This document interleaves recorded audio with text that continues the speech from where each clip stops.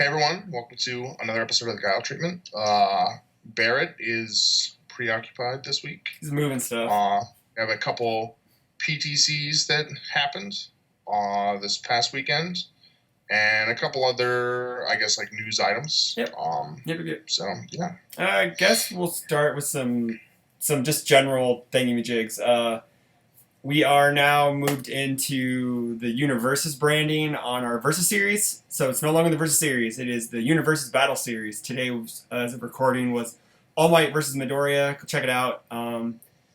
That's the whole direction where we're going in for the whole show. You'll see the little things on the side over here, over on this side actually. You'll see all the graphics. There's Universes now. I'm streaming twice a week, TTS, taking opponents, so message me, Facebook, whatever. I'll fight anyone. I don't care. Colacan is currently undefeated. Let's go, Colacan. But I'm playing for fun. So and testing for Omaha, and I'll have it. If you want the inside scoop, come play me. What else? Pack Pro 8 kids. Do that. The website's up. We got articles posted. I'm waiting on stuff from Rob and Barrett, which should come sometime soon. But it's still a little bit under construction. We're moving people into their own blog pages. Instead of having everything in one giant screen, we're going to move stuff over into different blog pages. And there's a bunch of different like comic book articles. And we're going to start streaming board games. So we're going to do board game reviews and stuff like that. So it's going to be a general purpose nerd site, but mostly versed in universes. Let's talk about some PTCs, baby. We had the Lubbock PTC this weekend, won by Alex Broussard playing Sophia 1. I think that was a long time coming for her. I think she was one of those picks that people were like, I know I've picked her once or twice, and I know you've picked her. I definitely did, yeah. And I know Barrett has picked her. I know that she can be a suffocating type deck. Like if you don't have her if you're not prepared for her, she'll just totally destroy you. Mm-hmm. I've thrown one attack into a Sophie deck and have my entire board plus my character committed off of one stop. So yeah, it's pretty rough if you're not prepared for that. But he took down Joseph Atchison playing Dijonette one first, because no one plays the 2-dot. Got to be careful there, because we'd have a Salinka 2 win the Rockford PTC, so we do have to differentiate. So, as of recording, deck lists haven't been out yet, so we don't know a whole lot. But we are going to talk about some of the other decks that were there. We had our first MHA character top in Ketsugi Bakugo, who was bounced by the sweetheart of the tournament, Brian Harris, playing that Gabrick 2-dot sweetness. Can't wait to see that. And then we also had a Sazalamel top. So that was his first time ever really topping or actually ever being played in an event, honestly. So that I know of. There have been some Zazas, but this is the first time I've seen one in a cuts. So. Yeah, in a top cut. So if I had to say one thing, Jasco, please, I'm going to send this into the suggestion box. Have the deck list up on Monday. For us content providers, it'd be great. So, because we're going to go off of speculation and we're going to do some guesswork. We're going to try our best. So basically just off the characters. So, round out, we had Donovan 2. I think that might have been his first top, maybe a second. I don't think he's ever topped. Wasn't that what Marcus was playing when he switched champ to? Where? Or was he playing Lilith? He's playing Lilith. Okay. He played Lilith when he switched champ for Rockford. Some of the usual suspects, Goro. I know Remelis has topped once before. I know Tyler topped Rockford. He topped with her. Goro, everyone knows about the Goro, so he's usually in there if someone's playing him. So, So congratulations. Hopefully we get to see those deck lists, because we don't really have a lot to talk about without seeing the deck list. But I'm hoping the Sophie deck was based off of Life. But her Earth build's pretty good too. So, and the Order build. Actually, I'd say all three of her symbols are pretty good right now. Earth maybe being the best, just because she gets that nut punch. Like we were talking about pre-show. Give us your thoughts about the meta about playing a female character, Rob. I just think that Um, I mean, I know, like, I've seen discussion about it recently with Nutcracker, in part with All Might and Midoriya coming out on both wanting like punches and like sharing symbols with Nutcracker. That's Cassie's Nutcracker, not Johnny's. Johnny Cage's. Yeah. And that card, I think last I saw it, it was like stocked for like 65 or something dollars, like just something astronomical, which is frankly ridiculous, but you know, whatever. I guess we're approaching that, so you know, some people are gonna pay more money for stuff than they should. Very true. But that like has almost become such a, I don't know, like it's not a bad card. Mm-hmm. I mean, it's a very good card. Yeah. But it's definitely like gotten deep into the realm of being like overrated. Kind of like Ghost and Thief. Like I think that people sort of have it in their decks and just kind of like pencil it in as like an 8 damage move. And I've definitely seen a fair number of attack lineups that are basically like the real threats are like Nutcracker and maybe one other attack, and then just kind of some utility stuff. Sure. And I think that like if you can play a female character that has a decent defensive ability, so I mean stuff like Lilith, Janet, Sophitia, you know, just I mean even like Taki, like something like that.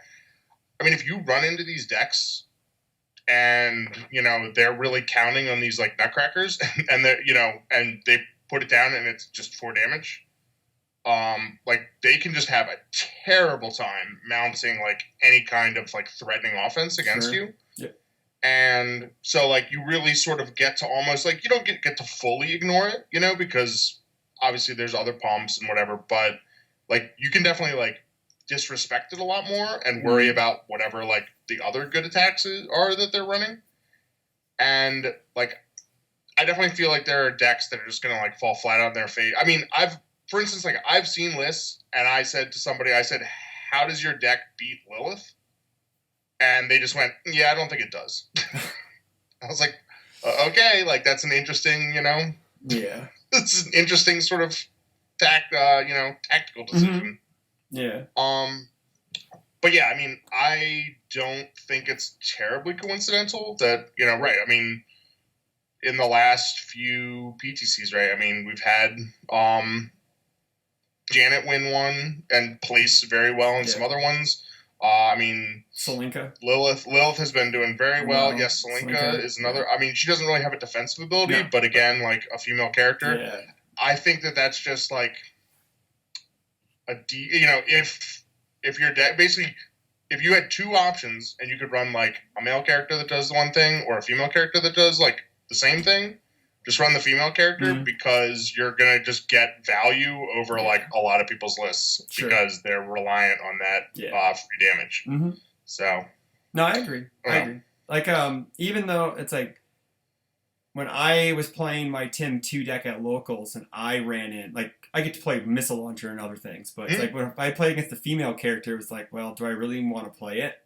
Like, do I play it offensively? Do I want to draw the card? Do I want to draw the card more than having the 8 damage on board? And sometimes I just kept it for a block, just because it was just like, well, Breaker 2 means more than drawing an extra card that I don't know what's coming. So, because I'm not casting, I don't get to stack anything. So, yeah, I mean, we'll definitely see, and that I guess that's the other thing too is like the idea of like, oh, well, it just you know gets you a free card and whatever, and well, yeah, but then at that point, you know, you really, I mean. You know, you start mixing it with other packages where you're like, okay, well, I'm going to run that, and then I'm going to run, like, you know, non-progressive foundations, or Burning with Revenge, or I'm going to run, like, you know, run it as sort of like a tutor engine with, like Let's Cut Loose, and just stuff like that, and then all of a sudden, like, you're looking at a deck where instead of just taking up, like, 3 or 4 slots with, like, an attack, like, all of a sudden you're taking up, like, you know, 16 slots with like all this stuff to basically make the one attack work. And when that like attack ends up basically being like 4 damage, like, what are you doing? That'd be So, another thing we can kind of dovetail in. With all this influx of new players with the MHA cards and mhm. Yu Yu Hakusho and whatever else is coming down the pipeline from Jasco. That's a good point. Streamlining your offensive capabilities, and then instead of like if you want to have a plan going in, instead of just relying on Nutcracker and let's say X attack, you need to have something to. I know I've beaten this like a dead horse. Let me use my Kolokan deck as an example. I have every card in that deck could possibly be a kill card. Like Moonset, yes, Moonset is the definitive kill card, but with the ability to make any attack a throw, I can basically kill anybody with any attack. Like guaranteed damage, I should say, because you could say, well, Nutcracker can kill people, but you don't guarantee damage like that. So, what kind of advice, or say you have a new player, and they want to say, hey, what's the best way to build? How do I streamline? Do I just take a character's package and then add pieces, or am I like doing the good stuff type deck where I'm picking the best cards from each character? Like, I mean, I think it really depends. Like I mean, as with all things in UFS, it depends. Yeah, very true. I mean, obviously, the first thing I would say is like you got to sort of almost set a budget. I know that's something like that I've been trying to do more recently with decks is when I'm like putting something together that I'm trying to either like write about or like suggest to people. Like I'm sort of going out of my way to go like, all right, I'm not going to have like play sets of like multiple ultra rare attacks and like all this other stuff because I don't think that's going to be helpful for like a new player. I mean, back in the day we kind of had a joke, right, where like someone would be like, oh, I'm like playing this, like Earth deck or something, and it's just like, okay, well, have you considered playing like Dimitri? Or like, oh, I'm playing like this throw deck. Oh, well, okay, have you thought about like Dimitri? And like so if somebody wants to like build a deck, like you don't want to suggest like a different deck. Yeah. Or if somebody's new and they're like, hey, I'm just getting in the game, like like I want to build All Might. Like, what should I do? And someone just goes, well, we'll just run Cracker. Yeah. Okay, so this person should just go out there and spend like $250 or whatever just to get a playset of like one card. Yeah. Like, and not to mention All Might being $60 or $70. That's like a $300 investment just to start off, and that's not feasible for a new player. They might have gotten one at a convention. Oh, true. Okay, true. Or they were on redemption, so that could also happen. Yeah.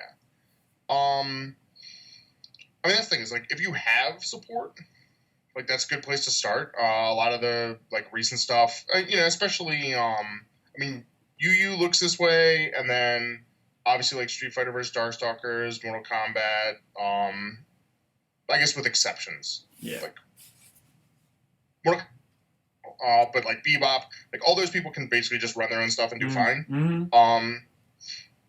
But I mean, yeah, I would.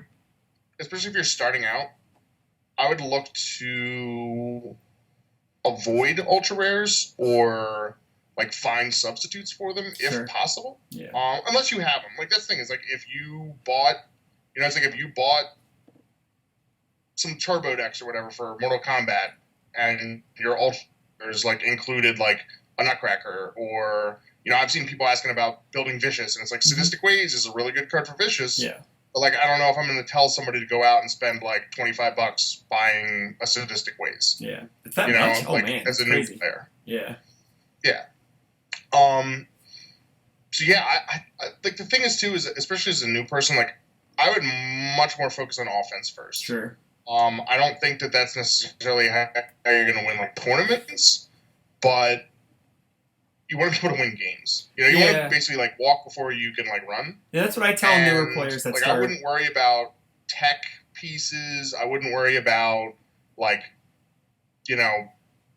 defense only cards for the most part. Maybe you have some stuff that are like two-way cards, but I would very much just focus on like attacks, cards that can like help you like land attacks. And once you're like a little more comfortable with that, like, or you're playing something, you're like, oh, well, this card like isn't that helpful because I have these cards, and then you might like look at things you can swap out. Yeah, we had a demo deck tournament this past Sunday, and I brought my big 5K of extra commons and uncommons, and I threw 2 decks together for a guy who wanted to play Midoriya. So he's playing Order Punches with Asimov Arena stuff. I had someone donate a Tijuana groceries because he had like 7 of them, kind of like how you guys do.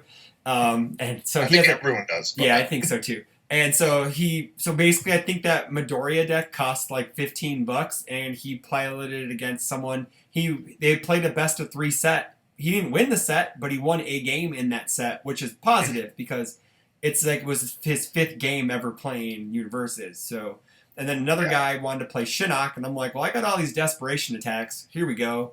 And we just threw together some of the Scorpion stuff, some of the a Syndicate Slice, and some other things. And he just had a work. I had 2 extra Abysses, and I threw a bunch of rares in for him. And because then he traded me some cards. He traded me a Withering Toxin for a bunch of stuff. And then I was just like, here you go. And he had a deck that he took a set off of. He took a set off of a Goro deck because he was able just to blow the guy out.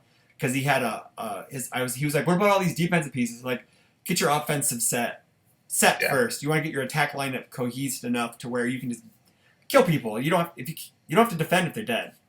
And in a layman's terms, I guess. So yeah.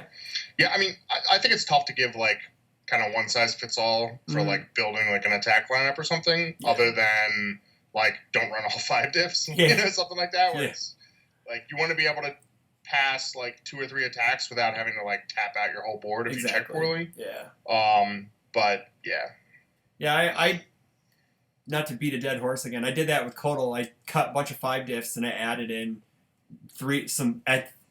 spliced in 3 diffs and another 4 diff, and it just made it just more streamlined and faster, which is great, which is awesome. So moving on, it's mentioned Toronto PTC. They had that. That was kind of thrown together at last minute. It seemed like they had an event. They didn't, and they just were like, well, hey, we have a demo deck tournament. We're gonna add a PTC to it, see if we can get anybody.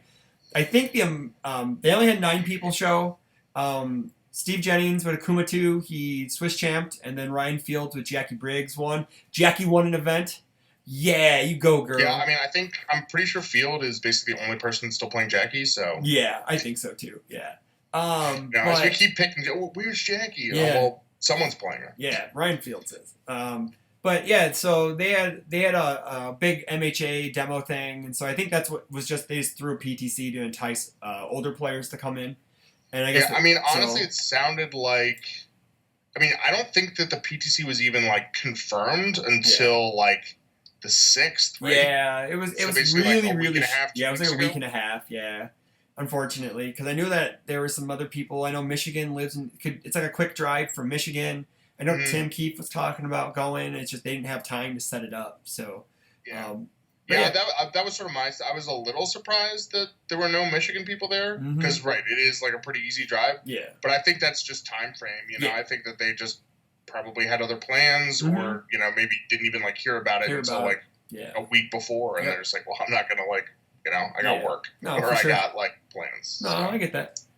So congratulations to our PTC winners.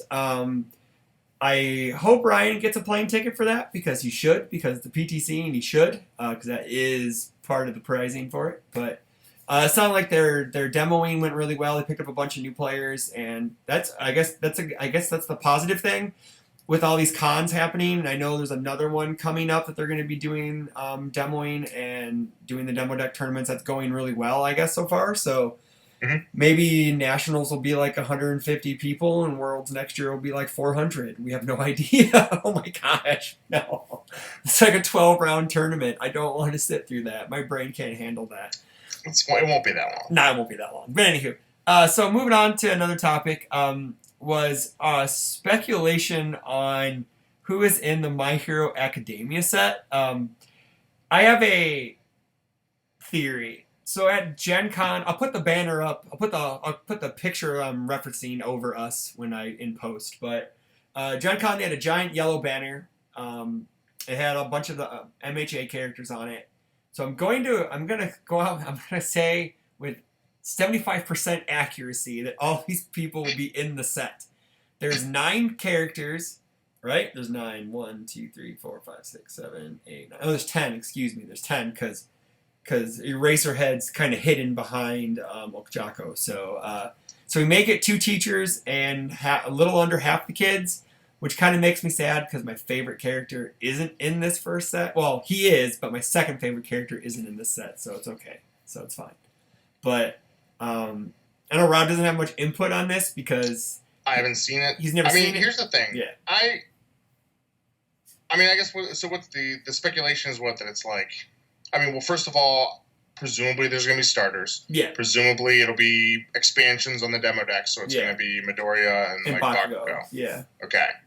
So if there's 2 starters, then like those don't really count against the characters for the set. Correct. So basically people are saying it's like a 10 character set and 2 of those are starters. Yeah.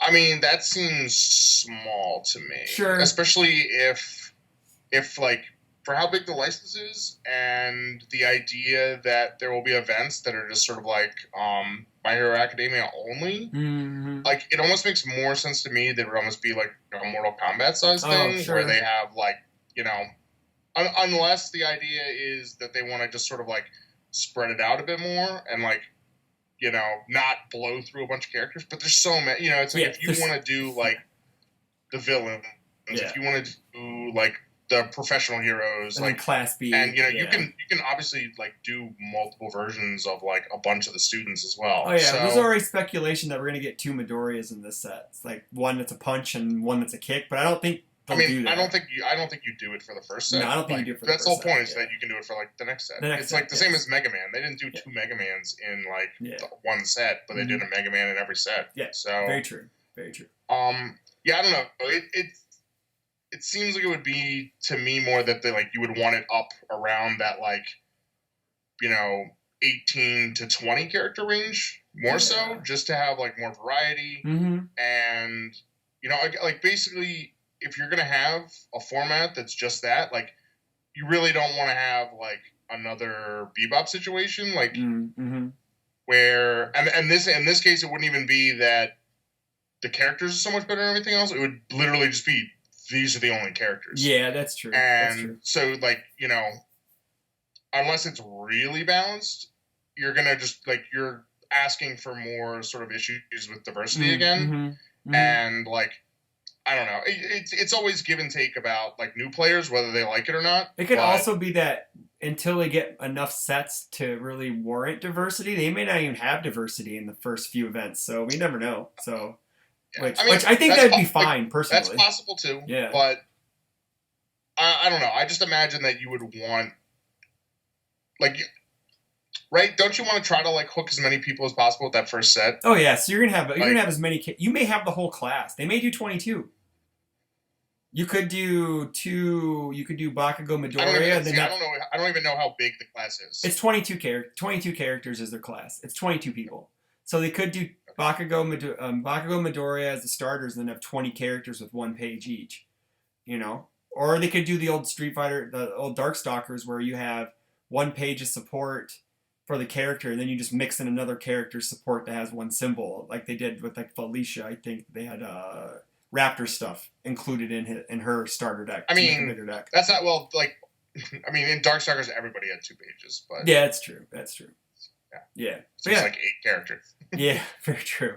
But yeah, so I don't know. Like I'm maybe All Might's still a box. Maybe he's just a box hopper, and that's how you get him. So. I thought the whole point was that he was like a con promo. Yeah, he's a con promo, but he may end up eventually being redeemable or in the set or something. I would assume that speculation. He'll be available somehow. Yeah. I wouldn't, for anyone who's like newer, like, I wouldn't be overly concerned that you're not going to be able to get your hands on an All Might. Like, maybe there will be something that like isn't foil or whatever, but Ryu 2 was like Gen Con exclusive, and then after a bit of time, like, he was up for redemption, and he was in like every PTC kit, and like he was like $5. So if you wanted a Ryu 2, you could get a Ryu 2. And like, I imagine that it will be similar with All Might. Sure. So. Yep. Agreed. All right. Moving on. I touched base with the community today about some topics we could talk about. I'm just going to run through a few of them. Thank you for everyone who submitted. John Ash, you actually gave us a good one, but we're gonna have to do some research on that. So we'll get back to the top five. Which one was that? The top 5 cards for each set under $5. That will be an extensive list, and we may just break it down to the top 5 cards in standard under $5 instead of every set because it'd just be easier that way. So we'll go first. Nathan Haffey's from Rockford. Thank you for commenting. He asked. Well, I guess not ask, but topic is the dangers of auto-include cards or staples in stagnating your deck building. I believe it happens because you end up just going, well, these are all these, like we get the good things decks, like the good cards or like all good stuff, and then you just spice it to flavor and. Well, I mean, we just sort of talked about it with. Like Nutcracker, and then well, for Nutcracker, I got to run Sense of Morals. Okay, well, I should probably run Burning whatever, Burning with Revenge too. Yeah. Oh, well, maybe I can mix in like Let's Cut Loose, and then so again, like right there, you're at like a quarter of your deck. Yeah, so you kind of don't want to. I don't know, like I guess for newer players, I guess it'd be okay to do that to like have those staple cards to play, but within. Money reasons, but as you get more varied into your deck building skills, you can venture out, or it just becomes a crutch and you get stuck doing that, and it's not fun. Because half the fun in this game is deck building. So I mean, about it though, like I would say in terms of like stagnation or whatever, I mean, if you're worried about it, like I would say just like. Try to build other symbols or like, build a character and try to focus like kind of more on their like synergies. And, like you may end up doing it and then just go like, you know what, like this deck would be a lot better if I had like some missile launchers in it. Sure. Or I really could use like a couple moon sets. I'm having problems with like certain foundations.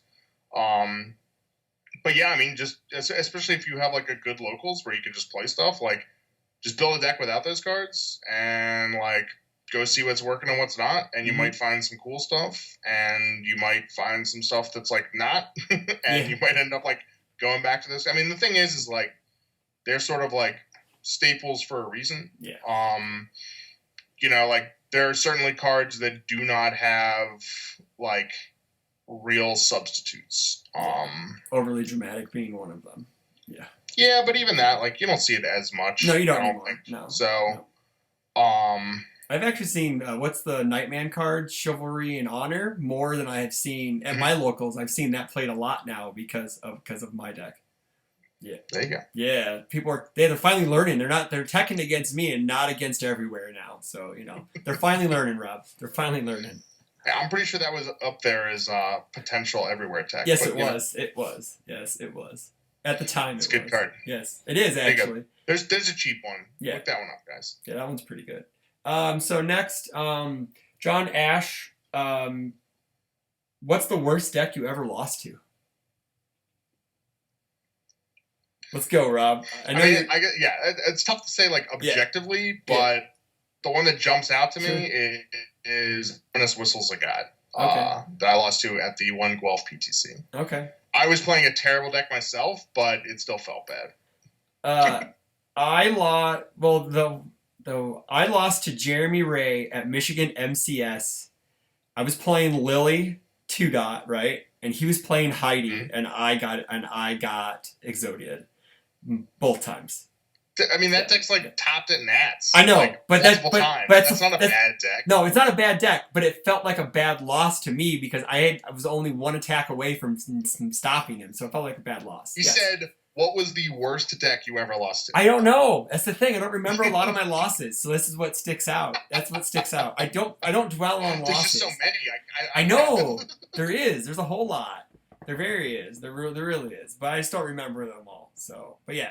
Oh, I do know one. Okay, I was playing Cutman in Omaha PTC, and it wasn't a bad deck. It was just the fact of bad circumstance is that I milled myself out playing against Brian Harris as king because I just built too much. Yeah, but yeah, I don't know. Like I said, I don't remember a lot of losses. I remember the really bad beats, but they're always to good decks, so I can't help that. So, but anywho, You ever lost to something just terrible in locals? You don't want to just call someone out right now?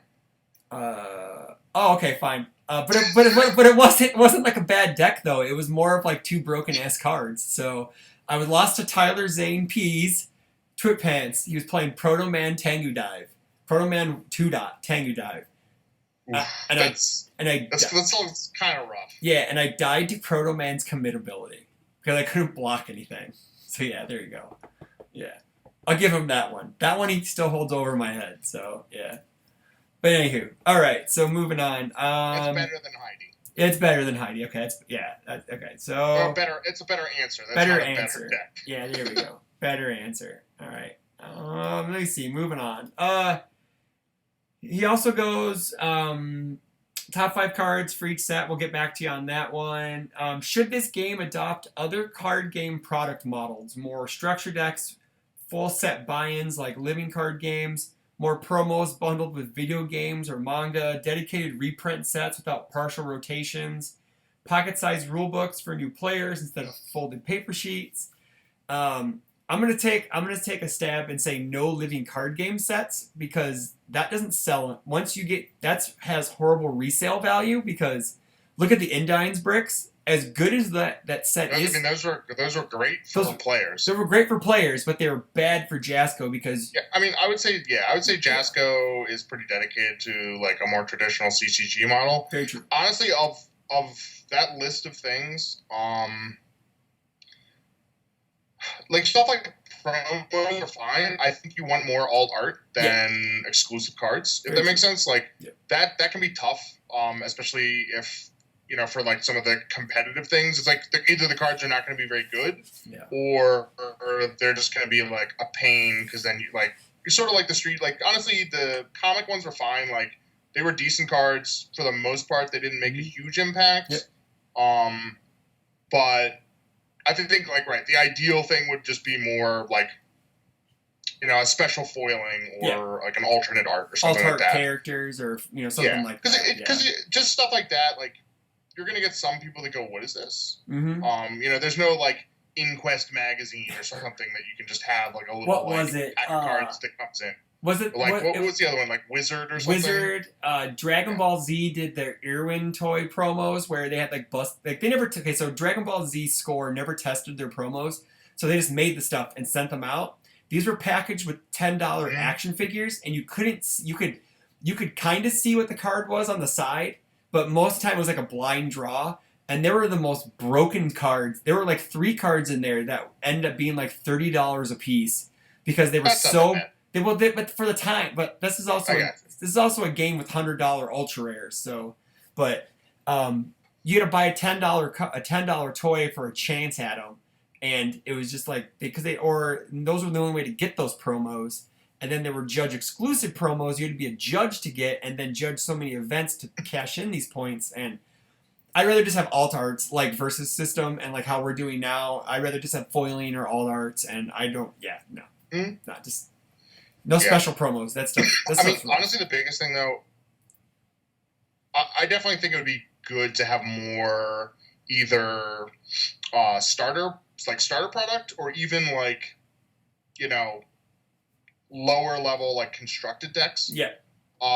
Just something that someone can just show up and buy it and then go play in like a standard tournament. Yep. Like that's honestly the biggest issue with like the turbo starters or the turbo decks is like there's so few like turbo events. Like it kind of like it's a little bit undermines like the impact of them where someone can't just go, I'm gonna buy this and then I'm just going to show up and play. Yeah. They have to buy that. They either have to buy 2 of it and kind of like mix them together, or they have to buy that and then get like some packs and like add some more cards in order to be able to play in like the format that's like most supported. Yeah. And yeah, I mean, even like like you were saying with the Felicia or like Talbane stuff, like, I mean, both of those characters had cards. Actually, they actually had cards in the set that weren't in their starter. It wasn't a lot. I think it was 2 of each. Yeah, they're just uncommon. Like I think for Felicia, it was I think it was like bounce and roll, like rolling uppercut, and Felicity whatever the multiple one was, dancing flies. Oh, dancing. Right? Oh, you mean attacks? Sure, because Felicity House wasn't in there either. Okay, sure. Yeah. So like just some rares and ultra rares and stuff. But yeah, and something like My Hero Academia. I mean, there's there's gonna be a lot of people that have like a favorite character, and so like maybe having like, oh, this is your like Todoroki deck or something. Yeah. Ooh, you named a character. Wow. Yeah, I was digging deep. Wow, you really dug deep for that one instead of using one of the names. Now, I don't even know which one that is. He's the fire and ice. Is that the bird guy? He's the fire and ice guy. Oh, okay. That's close. Yeah. What's the bird guy? He's he's Fumakage. I think it's his name. I'm not even close. Yeah. All right. No. But so what I would like for My Hero is to go back to the 8 brick starter decks like they used to with Tides, where they had, you didn't have a full starter, but you had 8, but instead of you'd have 2 of each starter, so you'd have 4 characters in it and then 2 of each. So if they wanted to buy a second one, they could buy it. If they didn't want to, they didn't have to. So they weren't getting stuck. And it was a kind of a nicer price point at like $15 instead of like 25 to 30 or whatever it is for a turbo starter nowadays. So yeah. I would like. Well, the idea with the turbo stuff is that it's more of a 2-person product. Yeah, it's a 2-person product. Yeah. And the ultra rares are fine. Oh yeah, you make your money back. Getting this is good. Yeah. But, so. Yeah. But I think they're also doing a bit more of like the tins. I think that's the idea of the that's kind of like a Pokemon Yu-Gi-Oh type thing, right? Yeah, the tins. Get kind of like some old sets, throw like a promo or 2 in there, and just send them out into the world. So. Mm-hmm. And then I also would like a smaller rule book. Instead of the folded sheet, I would like a more updated rule book, which I assume one is coming with the My Hero stuff because everything is changing, the template change and all that. So they're going to end up. Yeah, I say updating the rules. The rule book that they had in Versus with the Hellboy thing was probably the best, like, sort of intermediate rule book like I've seen for sort of like game. I agree. I think it was around like 20-ish pages or something, but like it told you what you need to know. Yeah, and that's all you need is that. So, okay, moving on. Kevin Broberg asks, how do you answer the question, what is the best card in Standard? And what is the best card in Standard? We'll have you go first. Okay, well, I think that one's pretty easy. The answer is it depends. What a politician answer. Don't want to go on a hot take, huh? Okay, fine. Fair enough. Yeah. No, I do have a thought. I think it's Bang, but that's my opinion. I think Bang is the best card in Standard because it's one of the few cards that can interact with your opponent's character.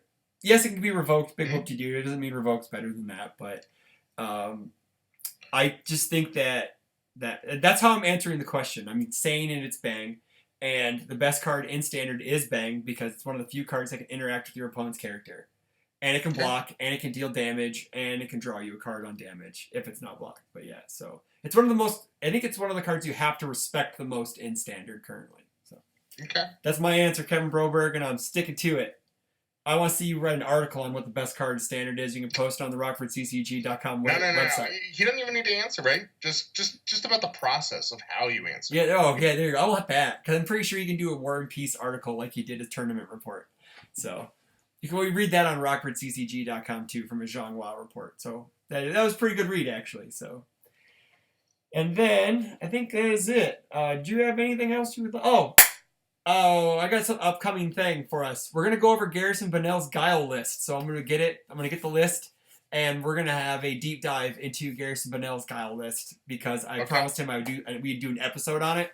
So we're going to do that. Because for some reason, everybody wants that list. And I have no idea why. But it's really fucking fun to play against. All I know is I got Dragon Tongued 3 times that match. And I still won somehow.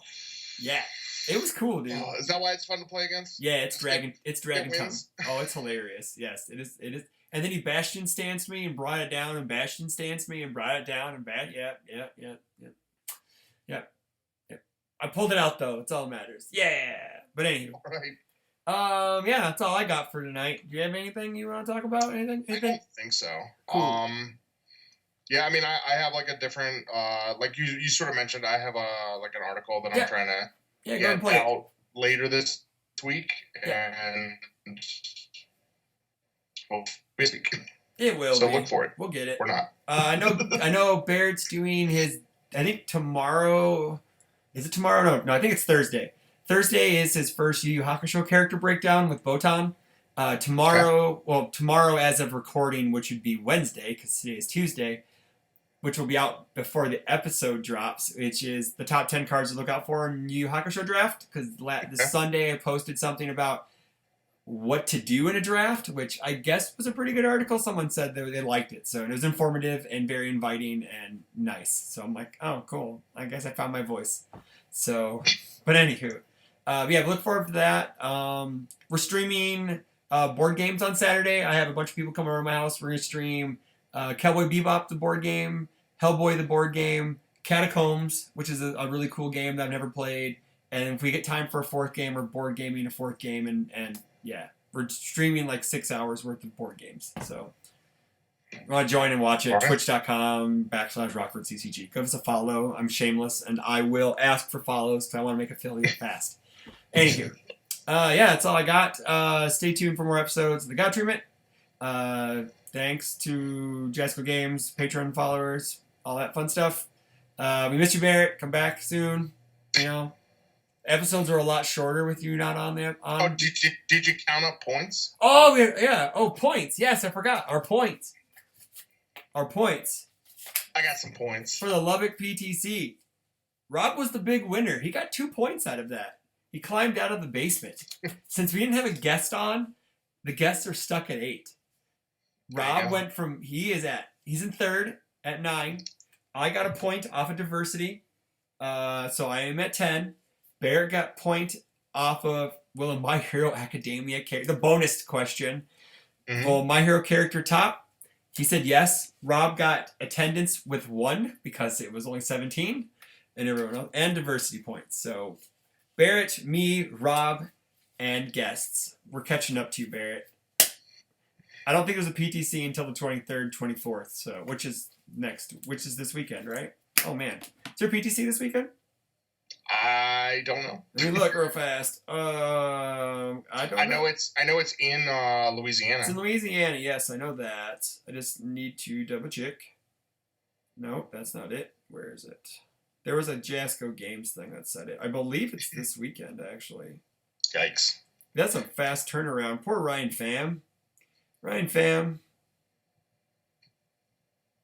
There it is.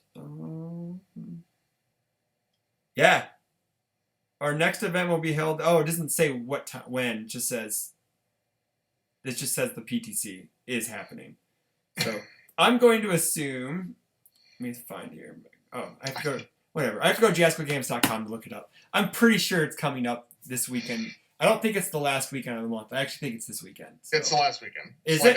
31st. Yeah. Okay, thank God. Because now, because I was going to say, at least Barrett can get on to pick his points. Because no more texting in your answers. You have to be on the show to get points, man. We're cutthroating this now. It's close. We're coming down to the wire, man. We're almost to the end of the year. We only got 3 more months. Dude, it was funny. Someone was talking about like the stuff that was posted for the Omaha PTC. Oh yeah. And it was talking about how it was like the 30th or something. Yeah. And it was talking about like, MHA stuff is legal and like Yu Yu Hakusho stuff is legal and all this other stuff, and I'm like, why would the Yu Yu stuff be illegal? Like, it's on the 30th. Like, that set doesn't come out till like the 6th. Like, what? Like, yeah. What, did everyone just get it at Gen Con? Oh, yeah. Oh, you're talking stuff early? And then it's just like, yeah, it comes out like the 6th of September. Yeah. And it's just like, oh, right. Yeah. It's the 30th of September, not August. Yeah. I was so confused. I was like, how can this be, like, how can they allow a set that like the street date is afterwards? Yeah. And I just had the complete wrong month. Speaking of which, the Omaha PTC has some really neat promos. The Maylin and Super Skullman 33 are coming back into standard. They're going to be giving away those 2 promos. I still got my Super Skullman stuff from the old drive-through. I've never owned a Maylin 1 dot, so this will be the first time I've ever owned her, so thank goodness for this. But you get a Super Skullman, 1 for every event. There's a teams event on Friday. I am teaming with Ben Lambright, Trent Furmanek. We're called Team Rockford Porch Turkeys, because It's a call back to Rockford PTC for those who don't know. There was porch turkeys outside, and they almost attacked Kevin and Jesse and Scott. So we're giving some callbacks to that. But then they have the 1K on Sunday. I'm thinking about playing Iori 2. Probably going to. I don't know how long I'll be able to stay because we have to get back by a certain time at night. So hopefully it's fast. Cause I wanna... That's not dedication. Nah, I know. It depends. We'll figure it out. It will be a work in progress. Dude, it's only what, like an 8-hour drive? No, it's only 6, 5.5. It's not bad. There you go. But I hope to top because I want to top with Colacon and get a lot of those Ken kicks. Yeah. Yeah, this should be a lot of fun. Legendary Wolf Games puts on a good show. They're going to have streams. They're going to have all that fun stuff. But, yeah. So we'll get more hype. We'll get Miles on before that happens and have him hype up his PTC. So, that'd be fun. Other than that, everyone take care of each other. We'll talk to you later. Look for the live stream coming Thursday and Saturday and maybe on Friday. Oh, Friday night. I'm playing against Tim Keefe. We're piloting Yu Yu Hakusho characters against each other. So, he'll have his stream running. I'll have my stream. So, you can watch both streams and see from our perspective, our point of views, if you want, if you really want to go that deep. So what you got to do is you got to watch Tim Keefe's stream and outfox him. Yeah, no, not really, no. He beat Okay, so before we leave, I got a cool story about that. So I was playing against him. He was playing Tim 2 on Chaos, and he got super greedy, and he went something reduction, got the momentum, and he's like, well, if I check a 6, I win. And he went to go play Fanatical Purification and did not check the 6. And yeah, because I was playing a 7-hander, so yeah, he would have killed me. I was like, yay, but I still ended up losing anyways, so it doesn't matter. But yeah, it was really neat. Super greedy. Tim 2 is super greedy. It's awesome. But anywho, have a good night, everyone. Bye. All right.